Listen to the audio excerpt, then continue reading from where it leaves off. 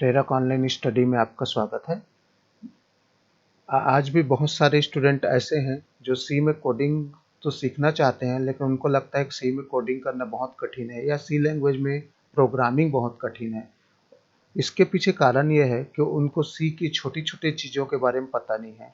अगर आपको जब तक उसको समझेंगे नहीं, जितने भी चीज़ें उसमें छोटी-छोटी इकाइयाँ यूज़ होती है उसको समझेंगे नहीं, तब तक आपको कोडिंग करना कठिन लगेगा। लेकिन अगर आप उसका मतलब समझ जाते हैं तो आप अपने से ही कोई भी प्रोग्राम टाइप कर सकते हैं। आपको बस ये पता होना चाहिए किस चीज़ों को कहाँ पर यूज़ करना है। जैसे हम लोग को क्या-क्या होते हैं, डाटा टाइप्स होते हैं, टर्मिनेटर होता है, ऑपरेटर होता है, कमेंट्स लाइन होते हैं। ये सब क्यों लिखते हैं, कहाँ पर लगाते हैं, किसको कहाँ पर लिखा जाता है और लिखने के क्या फ़ायदे हैं। अगर आप ये सबको जानते हैं तो आपको सी में प्रोग्रामिंग करना बहुत आसान लगेगा। तो इस वीडियो के माध्यम से मैं आपको कोडिंग करना, आपको एकदम सरलता से कोडिंग को समझाऊंगा कि किस चीज़ों को कहाँ पर लिखा जाता है। तो इस वीडियो को ध्यान से शुरू से आखिर तक देखिएगा।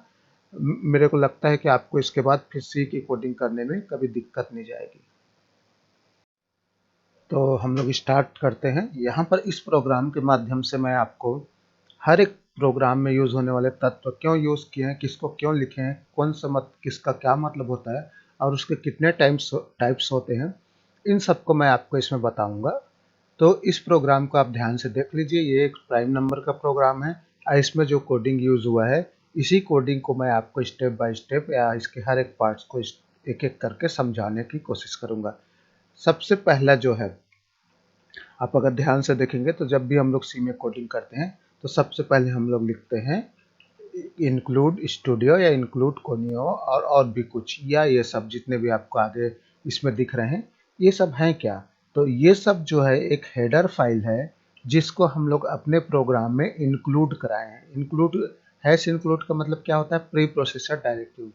मतलब ये बताता है कि ये जो studio dot H header file है, इसको मेरे प्रोग्राम में इंक्लूड करिए। अब हम लोग इसको इंक्लूड क्यों करते हैं, तो इसको इंक्लूड करने का फ़ायदा ये है कि इसके अंदर के जो फंक्शन और स्टेटमेंट हैं, इसको हम लोग अपने प्रोग्राम में यूज़ करेंगे तो कंपाइलर को उसके बारे में पहले से आइडिया रहेगा।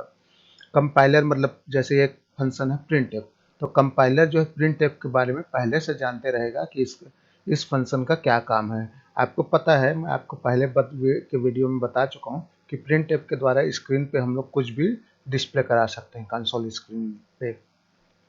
तो क्योंकि स्टूडियो डॉट एच खुला है तो प्रिंटफ के बारे में कंपाइलर को पहले से आइडिया रहेगा क्या है। वैसे स्कैनफ के भी है स्टूडियो के अंदर में। CLR SCR है, ये कोनियो डॉट एच का पार्ट है। तो conio dot H header file के अंदर में CLR SCR जो डिस्प्ले परिभाषित किया गया है, उससे ये दिखाया गया है कि स्क्रीन को क्लियर करना है।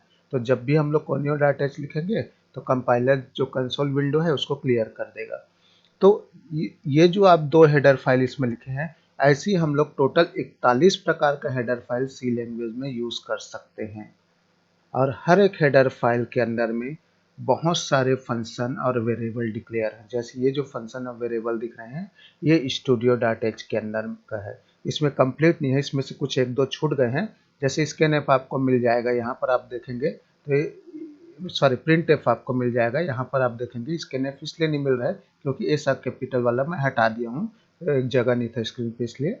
वैसे जो है कुछ वेरिएबल्स हैं जो आपके इसके अंदर में डिक्लेयर, तो ऐसे हर एक हेडर फाइल के अंदर बहुत सारे वेरिएबल और फंक्शन डिक्लेयर रहते हैं और उनको हम लोग अपने प्रोग्राम में यूज़ करके अपने प्रोग्राम को सरल बना सकते हैं। क्योंकि हाई लेवल लैंग्वेज है, इसलिए आपको सरल बनाने के लिए सभी फंक्शंस को हेडर फाइल के अंदर में पहले से डिक्लेयर कर दिया गया है, जिससे आपको एकदम हाई स्टैंडर्ड की कोडिंग ना करना पड़े। जैसे उन लोग क्या किए हैं, स्टूडियो डॉट एच और कोनियो में जो डेवलपर हो काफ़ी स्टैंडर्ड की कोडिंग की है। तो किस टाइप का कोडिंग है, स्टूडियो डॉट एच के अंदर की कोडिंग दिखाता हूँ। ये आपको जो दिख रहा है, ये आपका स्टूडियो डॉट एच के अंदर की कोडिंग है। इसका बोललैंड इंटरनेशनल लेबोरेटरी के पास कॉपीराइट भी है। तो ये जो कोडिंग है, ये आप सेम आपके प्रोग्राम टाइप का ही कोडिंग दिख रहा होगा आपको, आप जैसे सी लैंग्वेज में कोडिंग करते हैं, लेकिन ये उनके द्वारा बनाया गया जो उसके डेवलपर हैं। तो आगे बढ़ते हैं।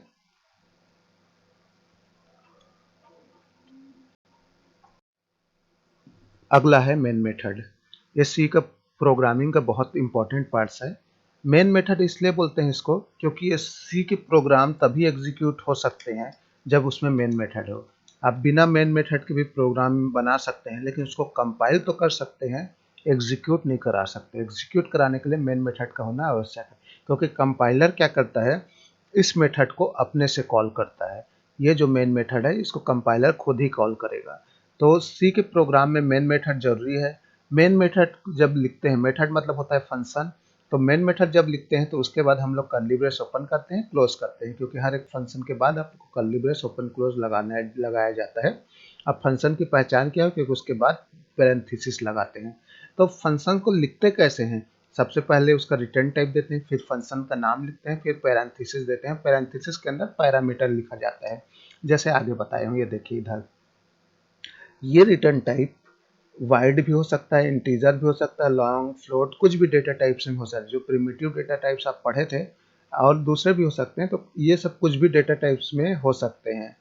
ये जो रिटर्न टाइप लिखे हुए हैं, इसका मतलब ये होता है कि फंक्शन क्या रिटर्न करेगा, तो मेन मेथड क्या रिटर्न करेगा। जैसे इसकी लास्ट लाइन को आप ध्यान देंगे तो रिटर्न में 0 लिखा गया।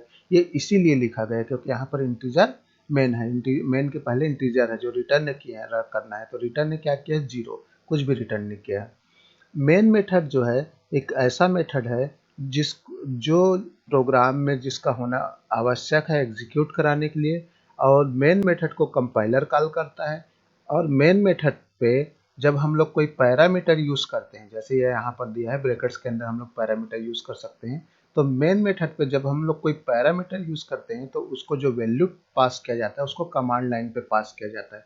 इसलिए जब भी आप मेन मेथड का कोडिंग में पैरामीटर के साथ करेंगे तो उसका वैल्यू जो पास करेंगे तो उसको बोलेंगे कमांड लाइन आर्गुमेंट्स। तो आप कमांड लाइन मतलब एग्जीक्यूट कराते समय आप वैल्यू पास कर सकते हैं मेन मेथड को, क्योंकि इसको कंपाइलर सीधा कॉल करता है, इसलिए आपको इसको कॉल करने की जरूरत नहीं, केवल इसके पैरामीटर को वैल्यू पास करने की जरूरत पड़ेगी। तो इसको हम लोग फंक्शन वाले में मैं वीडियो में आपको समझाया हूँ, तो इसको हम लोग अब आगे बढ़ते हैं। तो ये एक मेन जो है एक मेथड है जिसको कंपाइलर कॉल करता है। अगला है कमेंट्स। कमेंट्स एक बहुत ही इंपॉर्टेंट चीज़ है सी लैंग्वेज में, लेकिन इंपॉर्टेंट किसके लिए है, ये कंपाइलर के लिए कोई मायने नहीं रखता। कंपाइलर इसकी तरफ बिल्कुल ध्यान नहीं देता। ये इंपॉर्टेंट रहता है एज ए प्रोग्रामर। आप अगर प्रोग्रामर हैं तो कई बार होता यह है कि हम कोई प्रोग्राम लिखते हैं और कई चीज़ें लिख के भूल जाते हैं कि इसको हम लोग क्यों लिखे थे। तो आप चाहें तो उसको कमेंट्स लाइन के द्वारा आप ऐसा लिख सकते हैं। जो चीज़ आप कमेंट्स के लाइन लगा के लिखे हैं उसको कंपाइलर बिल्कुल ध्यान नहीं देता, उसको इग्नोर कर देता है। तो कमेंट्स लाइन सी लैंग्वेज में दो प्रकार के होते हैं। एक तो आप 2 बार ऑब्लिक लगा दीजिए, 2 बार सिंगल स्लैश निशान लगा दीजिए, वो उसके बाद जो भी लिखेंगे वो कमेंट्स के रूप में रहेगा। या फिर जो ब्लॉक वाले जो कमेंट्स होते हैं उसको ओपनिंग और क्लोजिंग करना रहता है। ओपनिंग के लिए आप सबसे पहले स्लैश लगाइए, फिर आप एक एस्ट्रिक साइन लगाइए, फिर उसके अंदर जो भी लिखेंगे, लेकिन ध्यान दीजिएगा आप क्लोज जरूर कर लीजिएगा। अगर क्लोज करना भूल गए तो पूरी आगे की जो लाइनें हैं वो सब कमेंट्स के रूप में ले लेंगे। यानी जहाँ तक आप क्लोज नहीं लगाए हैं कमेंट्स को, सभी कमेंट्स के रूप में रहेंगे। तो कमेंट्स को स्लैश के रूप, डबल स्लैश के रूप में लिख सकते हैं, जिसको हम लोग सिंगल लाइन कमेंट बोलते हैं, मतलब स्लैश लगाए उसके बाद जो भी कुछ लिखेंगे सब के सब कमेंट्स के रूप में रहेगा। अब कमेंट्स के बारे में मैं आपको बता दिया कि कंपाइलर इसको ध्यान नहीं देता। आगे बढ़ते हैं। अगला है डेटा टाइप्स। देखिए यहाँ पर ध्यान दीजिएगा, यहाँ पर मैं एक इंटीजर लिखा हूँ। ये क्या है, एक प्रिमिटिव डेटा टाइप्स है, या बोला जाए फंडामेंटल डेटा टाइप्स है। ये जो फंडामेंटल डेटा टाइप्स जनरली हर प्रोग्राम में आप यूज़ करेंगे। अब क्योंकि वेरिएबल, हम लोग जो भी वेरिएबल लिखते हैं वो वेरिएबल जो प्रोग्राम में यूज़ करते हैं उसको डिक्लेयर करना जरूरी रहता है। जैसे एक्स एक वेरिएबल है, तो कंपाइलर को बताना पड़ेगा कि एक्स एक ऐसा वेरिएबल है जिसमें हम लोग कोई भी इंटीजर वैल्यू रखना चाहते हैं। इंटीजर वैल्यू क्या होता है, कोई एक नंबर होता है जो 32,767 माइनस से प्लस 32,768 माइनस से प्लस 32,767 के बीच में हो सकता है। तो वैसी जो है अलग अलग बहुत सारे डेटा टाइप्स होते हैं, जैसे दशमलव वाले नंबर के लिए अलग, कैरेक्टर के लिए अलग। तो इस तरह से हम लोग क्या करते हैं, ऐसे हम लोग सी लैंग्वेज में डेटा टाइप्स बना सकते हैं। यहाँ पर ध्यान दीजिएगा बगल में, यहाँ पर पूरे जितने भी सी लैंग्वेज में यूज होने वाले डेटा टाइप्स मैं आपको बताया हूँ। यहाँ पर डेटा टाइप्स के साइज बताया हूँ, ये मेमोरी में घेरने वाले साइज हैं। सी लैंग्वेज में ये चीज़ बहुत इंपॉर्टेंट रखता है, क्योंकि सी लैंग्वेज क्या करता है, स्पीड से प्रोसेस करने के लिए मेमोरी को एकदम बिल्कुल इस पे मतलब उतना ही यूज़ करता है जितना ज़रूरत हो। तो उस हिसाब से सी लैंग्वेज में अलग अलग मेमोरी यूज़ करने के लिए अलग अलग टाइप का डेटा टाइप डिक्लेयर किया गया है। और हर एक डेटा टाइप का एक रेंज होता है। इस रेंज को आप बगल में देख सकते हैं कितना रेंज है। और एक कैरेक्टर कन्वर्जन होता है जिसको फॉर्मेट स्पेसिफायर बोलते हैं। इसको हम मैं आगे एक बार और बताऊंगा। तो ये जो डेटा टाइप्स हैं ये सी में अलग अलग सिचुएशन में अलग अलग तरीके से यूज होते हैं। तो मेरे को इस प्रोग्राम में क्या था, कोई भी एक नंबर बस लेना था, सिंपल नंबर बिना दशमलव वाले। इसलिए मैं यहाँ पर क्या लिखा हूँ, इंटीजर। लेकिन आपको ज़रूरत के हिसाब से आप float, character, double, long long integer ये सब आप यूज़ कर सकते हैं। आगे तो अगला है टर्मिनेटर। टर्मिनेटर जो है, जैसे नाम से ही आपको लग रहा है कि ये प्रोग्राम के लिए बहुत इंपॉर्टेंट है, सी प्रोग्रामिंग के लिए। टर्मिनेटर को हम लोग सी लैंग्वेज में सेमी कॉलन द्वारा बताते हैं।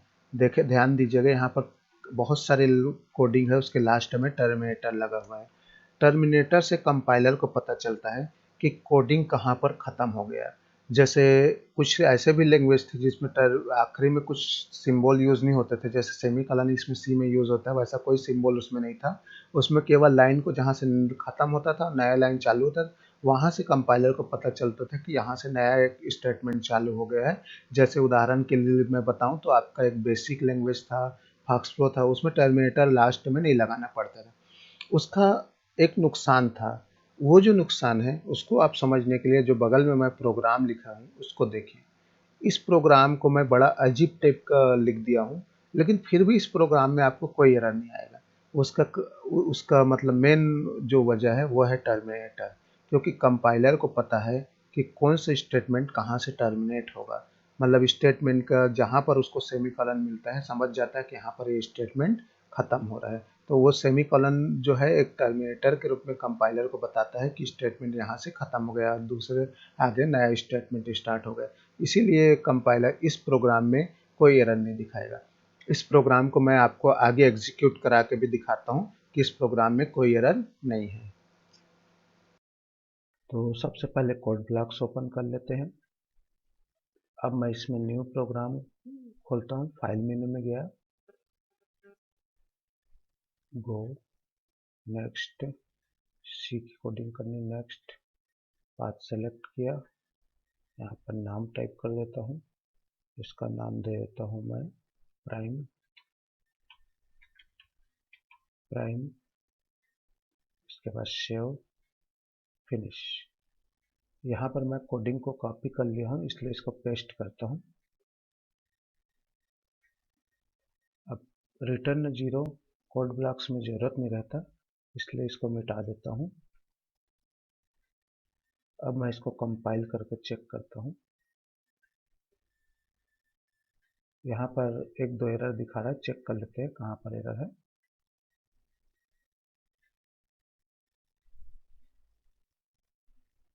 हाँ, कोड ब्लॉक्स में clear screen message, clear screen की जगह लिखना पड़ता है CLRSCR, या सॉरी CLRSCR की जगह लिखना पड़ता है सिस्टम और पैरेंथेसिस के अंदर क्लियर। तो ये नहीं काम करेगा इसमें कोड ब्लॉक्स में। सिस्टम और आप ऐसा ब्रैकेट्स लगाइए, इसमें CLS लिख दीजिए और लास्ट में सेमीकोलन लगा लीजिए और ये कोनेओ की जगह लिख दीजिए STDLIB। फिर इसको कंपाइल करके देखते हैं। No error, no warning. अब जो है इसको रन कराते हैं। इंटर एनी नंबर, सपोज हम लोग 11 लिख दें। गिवन नंबर इज प्राइम, 11 जो है प्राइम नंबर है। एक बार और हम लोग रन कराते हैं। इस बार हम लोग दे देते हैं 47। 40 given number is prime number. तो इस तरह से आप क्या कर सकते हैं, प्राइम नंबर है कि नहीं है इसको पता लगा सकते हैं। एक नॉट ए प्राइम नंबर देते हैं, इसको दिए 49 कर देते हैं। Given number is a not a prime it divide by 7। अगला है क्लियर स्क्रीन फंक्शन। नाम से ही लग रहा है एक सिंपल फंक्शन है क्लियर स्क्रीन को क्लियर करने के लिए। ये जो है आपका CLR जो है आपका टर्बो से में यूज़ होता है, इसके लिए conio.h हेडर फाइल खोलना पड़ता है। लेकिन अगर आप कोड ब्लॉक्स में है तो CLR की जगह आप क्या लिखेंगे, सिस्टम और उसके बाद क्लियर। ये जो है जैसे ये यहाँ पर मैं एक एग्जांपल बताया हूँ, तो एक मैं यहाँ पर बगल में कंसोल विंडो बना दिया हूँ। इस जो कंसोल विंडो है ये जो है जैसे क्लियर स्क्रीन काम करेगा साफ हो जाएगा। देखिए जो भी कुछ लिखा हुआ था वो क्लीन हो गया। कोड ब्लॉक्स में आप ये नीचे ध्यान दीजिएगा, तो जो लिखा हुआ है ऐसे लिख सकते हैं। इसके लिए conio.h की जगह stdlib.h हेडर फाइल आपको खोलना पड़ेगा। तो ये था कंसोल विंडो को क्लियर करने के लिए जनरली हम लोग लिखते हैं। जहाँ से आपको लगता है कि यहाँ से मेरे को स्क्रीन को क्लीन करना है, पुराना जो भी लिखा है वो खत्म हो जाए, तो वहाँ पर आप CLR लिख दीजिए। और कोड ब्लॉक्स में अगर प्रोग्राम एग्जीक्यूट करा रहे हैं तो system.cls लिखिए और conio.h की जगह stdlib.h लिखिए अगर कोड ब्लॉक्स में है। तो मैं कोड ब्लॉक्स में ही रन करा के दिखाया था पिछला प्रोग्राम। आगे बढ़ते हैं। अगला लाइन है printf। printf जो है एक फंक्शन है जिसका काम है स्क्रीन पे कुछ भी चीज़ों को प्रिंट करना।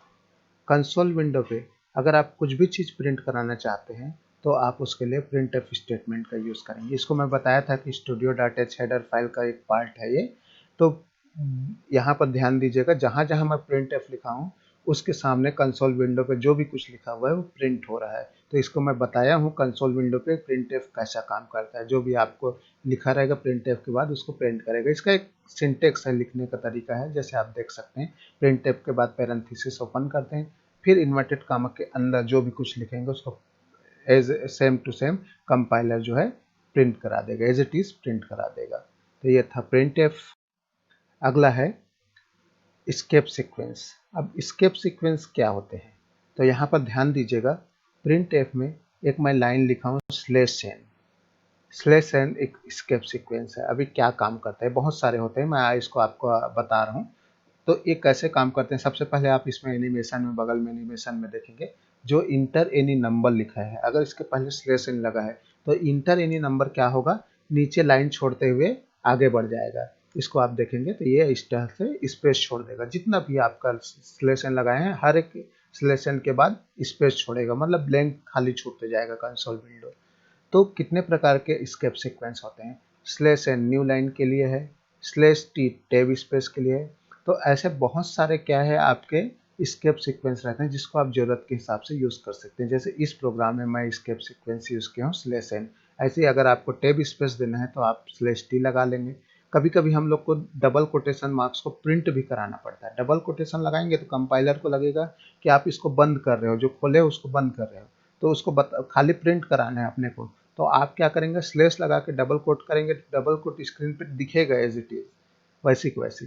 वैसे आपको सिंगल कोट प्रिंट कराना है तो वो भी आपको क्या करेंगे, स्लेश लगा के अगर आप सिंगल कोट लिखेंगे तो उसको भी वो प्रिंट कर देगा। तो ऐसे करके हम लोग बहुत सारे स्केप सीक्वेंस को सी लैंग्वेज में यूज़ करते हैं। तो ये आप बगल में चार्ट देख के समझ जाएंगे कि सी लैंग्वेज में कितने प्रकार के स्केप सीक्वेंस यूज़ होते हैं। अब हम लोग आगे बढ़ते हैं। अगला है स्कैनएफ। स्कैनएफ जो है आपका studio.h के अंदर में डिफाइन किया गया एक फंक्शन है जिसका काम है कीबोर्ड से इनपुट लेना। लेकिन स्कैनएफ को दिया कैसे जाता है, तो स्कैनएफ के बाद क्या करते हैं, %d ये बताने के लिए कि हमको किस फॉर्मेट में वैल्यू लेना है। अब उसके बाद जो इन्वर्टेड कामा के अंदर जो लिखे हैं उसके बाद जो कामा लगा के लिखे हैं एड्रेस ऑफ नम, तो ये बता रहा है कि नंबर में अपने को नंबर के एड्रेस में लिखा है लेना है। अब %d फॉर्मेट मतलब इंटीजर फॉर्मेट में वैल्यू लेना है, जिसको किसमें रखना है, नम वाल के वेरिएबल में, मतलब नम के एड्रेस लगा देते हैं % के लिए। इसको पॉइंटर में आपको एड्रेस का फायदा समझ में आएगा। तो नम में अपने को लेना है %d फॉर्मेट में, मतलब इंटीजर फॉर्मेट में। आप स्कैनएफ में एड्रेस जरूर लगाइएगा वरना वो उल्टा सीधा वैल्यू ले लेगा। तो ये था आपका स्कैनएफ। इसमें कोई भी हम लोग कीबोर्ड में वैल्यू इंटर करते हैं, जैसे यहाँ पर कर्सर ब्लिंक करते रहेगा और स्कैनएफ में आप यहाँ पर वैल्यू इंटर करवाएंगे। आगे बढ़ते हैं। अगला है फॉर्मेट स्पेसिफायर। अब फॉर्मेट स्पेसिफायर क्या होता है, तो जो हम लोग जो %d लिखे हैं इसी को फॉर्मेट स्पेसिफायर बोलते हैं। ये क्या काम करते हैं और कितने प्रकार के होते हैं इसको हम लोग देखते हैं। तो यहाँ पर प्रोग्राम में जहाँ जहाँ %d लगा है, मतलब एक ही जगह लगा है सॉरी, तो वो फॉर्मेट स्पेसिफायर है। यहाँ पर ध्यान दीजिएगा, इतने सारे जो लिस्ट दिख रहे हैं, इतने सारे सी लैंग्वेज में फॉर्मेट स्पेसिफायर होते हैं। इसको आप अपने ज़रूरत के हिसाब से आप यूज़ करेंगे। जैसे मेरे को इंटीजर टाइप की ज़रूरत है तो मैं यहाँ पर क्या लिखा हूँ, %d लगाया। फॉर्मेट स्पेसिफायर यहाँ आखिरी लाइन में भी एक जगह यूज़ किया गया है, ये डिस्प्ले के लिए इसको प्रिंट एफ में यूज़ किए हैं, और यहाँ पर हम लोग स्कैन एफ में यूज़ किए हैं। तो स्कैन एफ में इनपुट कराते समय अपने कंपाइलर को बता रहे हैं कि हमको किस फॉर्मेट में वैल्यू लेना है, और यहाँ पर हम लोग डिस्प्ले कराते समय कंपाइलर को बता रहे हैं कि किस फॉर्मेट में डिस्प्ले कराना है। अगर मैं इसकी जगह सी लिख देता तो एक्स की वैल्यू को कैरेक्टर फॉर्मेट में दिखाता है, भले वो कुछ भी अक्षर हो सकता है, जो एक्स की वैल्यू है वो जो भी अक्षर होगी उसको उसी फॉर्मेट में दिखाएगा जिस तरह से आप स्पेसिफायर किए हैं। तो सी लैंग्वेज में हम लोग इतने प्रकार से फॉर्मेट स्पेसिफायर यूज़ करते हैं, लेकिन आपको इसको देख के एकदम कंझट लग रहा होगा, यार बहुत सारे फॉर्मेट स्पेसिफायर हैं, तो मैं आपको इसको मेन को आपको हाईलाइट करा दूं जो ज़्यादातर सी लैंग्वेज में ज़रूरत पड़ता है। जैसे %i इंटीजर के लिए, ज़्यादातर %d भी लिखते हैं, तो आप %d की जगह %i लिख सकते हैं इंटीजर के लिए। वही %d साइन इंटीजर के लिए वही बता रहा था आपको, जो यहाँ पर हम लोग %d लिखे हुए हैं। उसी तरह से आपका %l जो है लॉन्ग के लिए, लॉन्ग मतलब इंटीजर का जो बड़ा रूप है, इंटीजर मतलब सेम नंबर है बिना दशमलव और नंबर, उसी को बड़े रेंज में लेना है। जैसे आपको पिछले उसमें ऑपरेटर उसमें बताया था आपको डेटा टाइप्स में क्या रेंज होता है, तो बड़े रेंज में लेना है तो लॉन्ग ये ज़रूरत पड़ता है। तो %l को आप याद कर लीजिएगा, ये ज़रूरत पड़ेगा आपको। %lf डबल के लिए ज़रूरत पड़ेगी, डबल जो है फ्लोट जो डेटा टाइप्स है उसी का एडवांस है। फ्लोट को सॉरी हाईलाइट करना भूल गया, ये फ्लोट है, तो फ्लोट जो है दशमलव वाले नंबर के लिए, फ्लोट का एडवांस है डबल, मतलब आपको दशमलव वाले नंबर की जो बड़ी इकाई रहती है, जैसे आपको बहुत बड़े साइंटिफिक कैलकुलेशन करने एकदम बारीक दशमलव अंक तक, तो आप फ्लोट की जगह डबल कर सकते हैं। और ऐसी है कैरेक्टर, और लास्ट है आपका स्ट्रिंग। अच्छा, स्ट्रिंग के बाद हेक्साडेसिमल भी हो सकता है। हेक्साडेसिमल मतलब आपका क्या रहता है, नंबर को हेक्साडेसिमल फॉर्मेट में, जो इंटीजर ऑक्टल ऑक्टल होता है और डेसिमल होता है, बाइनरी होता है, उसी तरह से हेक्साडेसिमल फॉर्मेट में। तो जो इतने भी मार्क किया हूँ ये ज़्यादातर फॉर्मेट स्पेसिफायर में आपको ज़रूरत पड़ेगा, लेकिन आप चाहें तो इसके अतिरिक्त बाकी जो और भी दिख रहे हैं उनको भी यूज़ कर सकते हैं। आगे बढ़ते हैं। अगला है एम्परसेंड साइन या एड्रेस ऑपरेटर। इसके बारे में वैसे जनरली डिटेल में पॉइंटर में आपको मिल जाएगा। ये केवल एड्रेस में स्टोर करने के लिए रहता है, जो एंड चिन्ह का यूज़ करते हैं इसके लिए, ये एड्रेस स्टोर करने के लिए रहता है। अगर आप पॉइंटर वाला मेरा वीडियो देखेंगे तो इसके बारे में मैं विस्तार से बताया हूँ, तो ये जो है आपको मैं लिंक दे दूंगा इसके साथ। तो आगे बढ़ते हैं। केवल एड्रेस के लिए रहता है, ये कुछ खास स्पेशल उतना मतलब यूज़ नहीं है। अगर पॉइंटर में जाएंगे तो फिर इसका स्पेशल यूज़ है, लेकिन आप याद ध्यान देंगे इसके नेप में अक्सर इसको लगाते ही हैं। अगला है वाइल। वाइल जो है एक लूपिंग स्टेटमेंट है, ठीक है। और जब भी आप प्रोग्राम करेंगे तो लूप आपको जब स्टेटमेंट को एक बार बार एग्जीक्यूट कराना है तो चलाना पड़ेगा। इसके बारे में आपको जानना है तो मैं एक स्पेशल वीडियो बनाया हूँ सी प्रोग्राम में लूप के लिए कैसे कौन कौन से स्टेटमेंट यूज होते हैं, और भी मैं स्टेटमेंट डू वाइल फॉर के बारे में बताया हूँ, तो इसको आप देख लीजिएगा। इसका मैं लिंक जो है आई बटन पे दे दूंगा, इस आई बटन पे आपको लिंक मिल जाएगा। अब आगे देखते हैं। अगला है अपना ऑपरेटर्स। ये बहुत इंपॉर्टेंट चीज़ है। सी लैंग्वेज के आज के डेट में छोटा प्रोग्रामिंग लैंग्वेज होने का पीछे रीज़न इन ऑपरेटर्स को मान सकते हो आप। इन ऑपरेटर्स की वजह से बहुत सारी कोडिंग जो है छोटी हो जाती है, यानी कोडिंग नहीं लिखना पड़ता, बहुत सारी कोडिंग नहीं लिखनी पड़ती है आपको। तो सी लैंग्वेज में टोटल 8 प्रकार के ऑपरेटर्स यूज़ होते हैं, यानी ऑपरेटर्स जो यूज़ होते हैं उनको 8 प्रकार में डिवाइड कर दिया गया है। जैसे अरिथमेटिक ऑपरेटर, प्लस माइनस के लिए जहाँ पर आपको दो नंबर को जोड़ना हो तो प्लस, एक नंबर से दूसरे में माइनस करना हो तो आपका माइनस। फिर एस्ट्रिक साइन मल्टीप्लिकेशन के लिए, डिवाइड साइन यानी ऑब्लिक साइन डिवाइड के लिए, ये जो है रिमाइंडर के लिए होता है परसेंट साइन का यूज़। तो इस तरह से हम लोग अलग अलग प्रकार के ऑपरेटर यूज़ करते हैं सी लैंग्वेज में, या बोला जाए जितने भी ऑपरेटर यूज़ करते हैं उसको अलग अलग प्रकार से डिवाइड कर सकते हैं। तो ऑपरेटर्स जो हैं ये सब जो हैं अलग अलग काम के लिए रहते हैं। तो यहाँ पर इस प्रोग्राम में मैं जितने भी ऑपरेटर्स यूज़ किया हूँ मैं आपको यहाँ पर मतलब हाईलाइट कर दिया हूँ। तो ये सब ऑपरेटर्स को अलग अलग नाम से जानते हैं, आप बगल में टेबल देख के समझ सकते हैं। इसमें जो है जैसे नाम से ही लग रहा है आप समझ जाएंगे कि एक छोटा दिखाने के लिए एंड जो है आपको लॉजिकली दो कंपेयर करना है, तो असाइनमेंट जो है वैल्यू असाइन करने के लिए, तो ये भी हम लोग यूज़ किए हैं। जैसे यहाँ पर एक्स की वैल्यू 2 असाइन किए हैं। ऐसी जो है आपका कंपेयर वगैरह के लिए हम लोग डबल इक्वल वगैरह का यूज़ किया है, तो आपको ये जो है रिलेशनल ऑपरेटर में मिल जाएगा। तो अलग अलग प्रकार के ऑपरेटर को हम लोग प्रोग्राम में यूज़ करते हैं। तो इतने प्रकार के ऑपरेटर सी लैंग्वेज में होते हैं। इस इसमें से जो है मैं इंक्रीमेंट और डिक्रीमेंट ऑपरेटर, जो आपका यहाँ पर इस जो लिस्ट है इसमें जो है आपको कौन से नंबर पे दिया हुआ है, 5वें नंबर पे। इस ऑपरेटर को मैं आपको अलग से टेबल में बताया हूँ। इसके पीछे रीज़न ये है कि ये दो प्रकार के इसको भी डिवाइड कर सकते हैं। एक होता है प्री और दूसरा होता है पोस्ट, और दोनों में बहुत अंतर है। बहुत लोग तो इसका फ़ायदा नहीं समझ पाते। मैं एक प्रोग्राम के द्वारा आगे जब मैं आपको प्रोग्राम वगैरह का एग्जाम्पल सब दूंगा, उसमें आपको इसका एडवांटेज बताऊंगा। बहुत अच्छा एडवांटेज है। अगर आप सी में इसके बारे में अगर अच्छे से नहीं समझ पाते तो आपको प्रोग्राम में क्यों प्री लगाते हैं और क्यों पोस्ट लगाते हैं बहुत कंफ्यूज करेगा। जैसे यहाँ पर देखिए, इस एक्स के पहले मैं 2 बार प्लस प्लस लगाया, इसको मैं बाद में भी लगा सकता था, लेकिन क्यों मैं पहले लगाया हूँ, अब कब मैं बाद में लगा सकता हूँ, इसको आपको मैं एक प्रोग्राम के द्वारा आपको आगे बताऊंगा। इस वीडियो में तो नहीं, एक अलग वीडियो में आपको बताऊंगा इंक्रीमेंट ऑपरेटर के बारे में। तो हम लोग अब आगे बढ़ते हैं। अगला है decision making statement. Decision making statement मतलब जहाँ पर कंपाइलर एक डिसीजन लेता है कि यहाँ पर मेरे को कुछ अलग टाइप का काम करना है, और जो काम करना है उसको मेरे को करना है कि नहीं करना है करके डिसाइड करता है वो।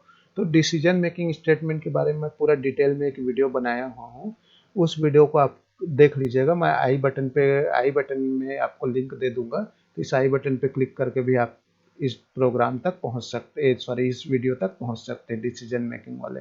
तो ये जो है यहाँ पर इस प्रोग्राम में हम लोग 2 डिसीजन मेकिंग स्टेटमेंट यूज़ किए हैं, जहाँ पर कंपाइलर डिसाइड करेगा कि कौन से स्टेटमेंट को एग्जीक्यूट करूँ और किसको मैं छोड़ दूँ।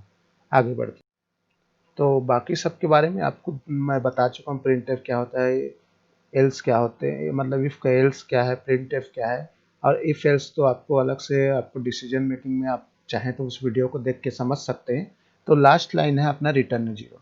रिटर्न जीरो क्या है, तो मेन का एक पार्ट है। मैं आपको जब मेन बता रहा था उस समय आपको बताया था कि जब मेन के पहले क्योंकि इंटीजर लिखा हुआ है इसलिए हम लोग रिटर्न जीरो लिखना कंपलसरी रहता है। क्या है, एक वार्निंग आएगा अदरवाइज, और उस वार्निंग को अगर आप हटाना चाहते हैं तो रिटर्न जीरो लास्ट में लिख दीजिए। तो अगर मान लो आप कोड ब्लॉक्स में इस प्रोग्राम को रन कराएंगे तो रिटर्न जीरो लिखना कंपलसरी नहीं है, लेकिन अगर आप इस प्रोग्राम को टर्बो सी में रन कराए हैं तो वार्निंग को हटाने के लिए, अगर आप इंटीजर में लिखे हैं तो वार्निंग को हटाने के लिए रिटर्न जीरो जरूर लिख लीजिएगा। तो मेरे वीडियो देखने के लिए धन्यवाद। आप इस वीडियो को अगर आपको मेरे अच्छा लगा हो तो प्लीज़ लाइक बटन के ऊपर क्लिक करके लाइक कर लीजिएगा, और मेरे चैनल को अब तक सब्सक्राइब नहीं किया तो प्लीज़ सब्सक्राइब कर लीजिएगा। और आने वाले वीडियो का नोटिफिकेशन के लिए इस ऐसा जो बेल आइकन आपको वीडियो के किनारे में दिख रहा है उसके ऊपर क्लिक करके आप नोटिफिकेशन ऑल कर लीजिएगा, ताकि मेरे आने वाले वीडियो का लिंक आपको मिलता रहे।